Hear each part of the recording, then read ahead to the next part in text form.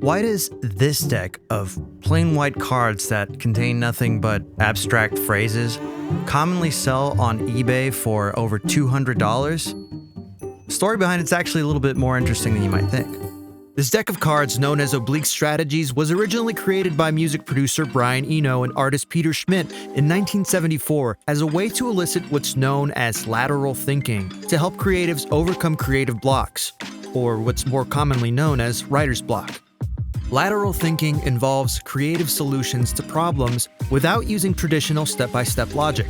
Traditional logical thinking often has one immediate path to a solution to a problem. If one step in that path is not possible, traditional logic can fail and stop you dead in your tracks. Let's say you need to find a way to get wrinkles out of a shirt, but you don't have access to an iron or a dryer. Traditional logic would get stuck on the idea that you don't have access to the tools you need and you'd probably give up on the problem. With lateral thinking, you'd force yourself to think outside of the box and realize that all you really need is heat applied to the shirt, and try something like using a heated frying pan to iron your shirt. If it works, it works. So I know what you're thinking. Why are these cards such a big deal? And why are Brian Eno and Peter Schmidt such a big deal? Brian Eno is known as the father of ambient music, officially coining the term in the 1970s. He wanted to create music that could both be ignored and used to create an ambiance within a space, but also be interesting when you did choose to focus on it. He made a ton of music, but he also went on to produce dozens of iconic artists such as U2, David Bowie, Coldplay, and he even composed the iconic Windows 95 startup sound. Fun fact, he composed that sound on a Mac. Go figure. Peter Schmidt was a successful artist and a friend of Brian Eno's who was originally creating a similar deck of cards called The Thoughts Behind the Thoughts.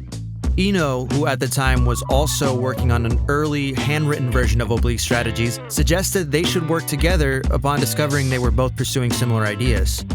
After combining both their decks, the original edition of Oblique Strategies was born and went into a limited run, pressing 500 copies to be sold to the public.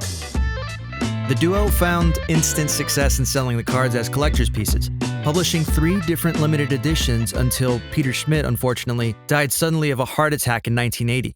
His sudden demise ended up making the existing copies of Oblique Strategies highly sought after, with Eno deciding he would no longer print more editions of the decks.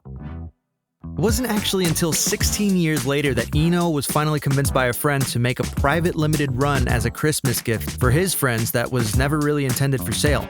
The word of this new run only hyped up the mystique behind the decks even more, which finally pushed Eno to make another public edition of the cards in 2001, which naturally sold out instantly.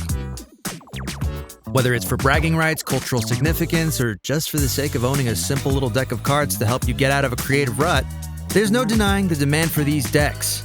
Original editions still regularly sell for hundreds of dollars, some even snagging upwards of 500s for some of those super rare, not intended for sale gift editions. Luckily for you, if the premise of Oblique Strategy sounds useful to you, you actually don't gotta go on eBay and spend over $200. You can easily find all the cards available online, so whenever you need to get a little bit inspired, you can just pull one out at random and get inspired. But that's all I've got for you today. I'm gonna go, well, let's see what this says.